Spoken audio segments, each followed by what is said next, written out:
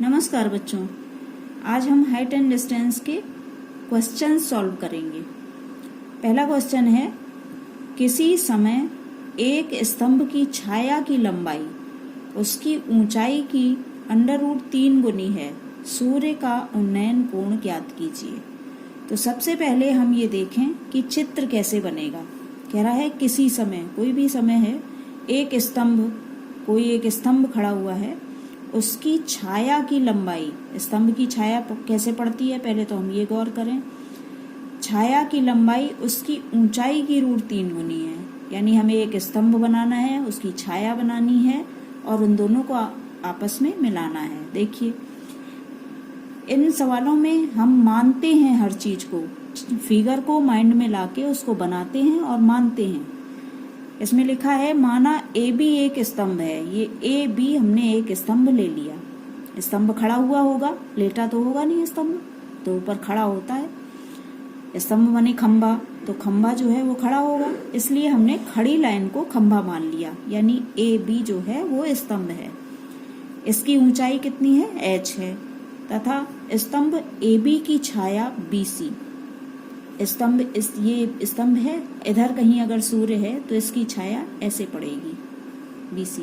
नीचे पड़ती है परछाई, जब हम खुद चलते हैं तो परछाई नीचे पड़ती है, तो उसी से स्तंभ खड़ा हुआ है तो उसकी छाया नीचे पड़ेगी। तो ये BC जो है वो छाया हो गई। और ये कह रहा है इसकी √3 गुनी है, तो इसको अगर हमने h माना तो ये h गुणे √3 हो जाएगा। अब A और C को हमने आपस में मिला लिया। ये जो कोण है, कह रहा है सूर्य का उन्नयन कोण, तो ये कोण बना, ये उन्नयन कोण कहलाया, क्योंकि यहां से हम देखेंगे सूर्य को तो ये उन्नयन कोण बनेगा। इसको थीटा मान लिया, तो कोण ACB ये थीटा हो गया।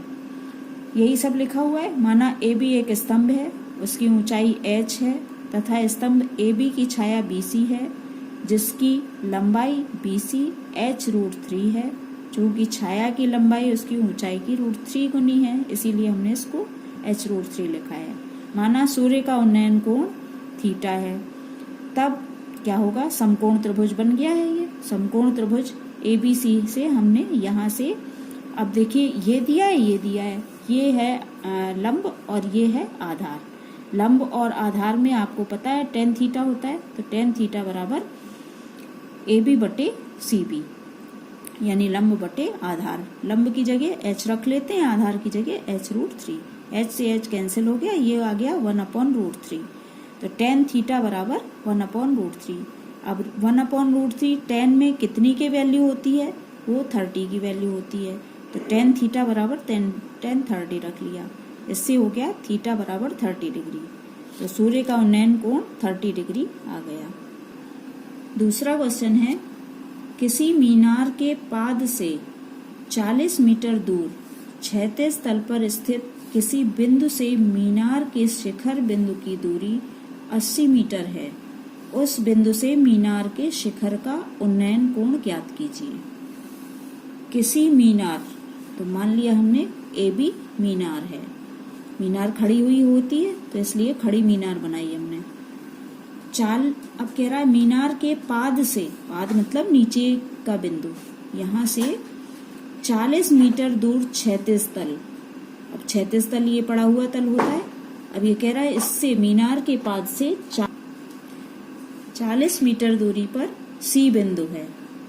यहाँ C से कह रहा है बिंदु से मीनार के शिखर बिंदु की दूरी, इस C से इस शिखर बिंदु की दूरी 80 है, तो ये दूरी हो जाएगी 40 मीटर।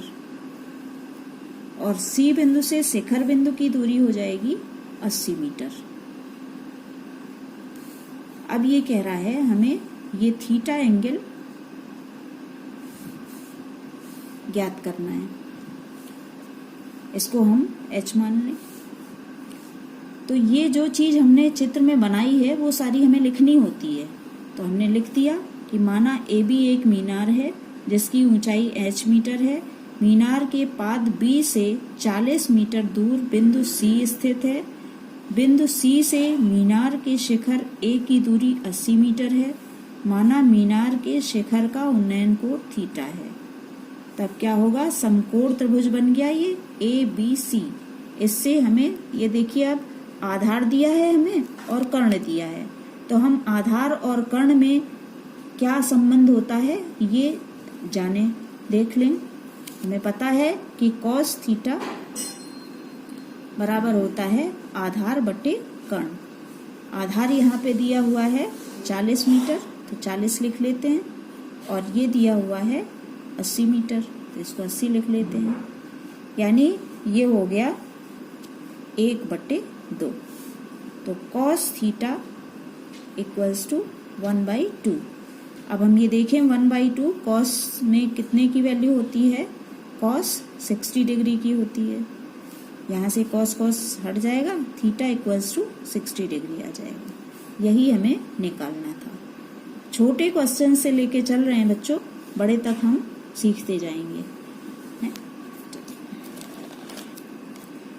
अगला क्वेश्चन है, एक 40 मीटर लंबी डोरी से बंधी पतंग उड़ रही है। यदि पतंग की डोरी क्षैतिज से 30 डिग्री का कोण बनाती है तो पतंग की ऊर्ध्वाधर ऊंचाई ज्ञात कीजिए। अब पतंग उड़ती है, तिरछी डोर जाती है पतंग की, कैसे उड़ती है, जब नीचे से हम पकड़ेंगे डोर को तो ऊपर तिरछी जाएगी। तो ये देखिए पतंग है, यहाँ से कोई व्यक्ति उड़ा रहा है पतंग को, ये तिरछी जा रही है, ये क्षैतिज दूरी हो गई, और यहाँ से हमने नीचे की तरफ ऊर्ध्वाधर रेखा खींच ली। तो कह रहा है एक 40 मीटर लंबी डोरी, तो ये जो डोरी है ये 40 मीटर लंबी हो गई। 40 मीटर लंबी डोरी से बंधी पतंग उड़ रही है। यदि पतंग की डोरी क्षैतिज से 30 अंश का कोण बनाती है, क्षैतिज से पतंग की डोरी 30 अंश का कोण बनाती है,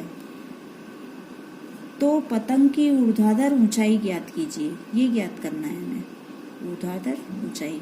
तो यहाँ इसको हम अभी h मान लेते हैं, ठीक है।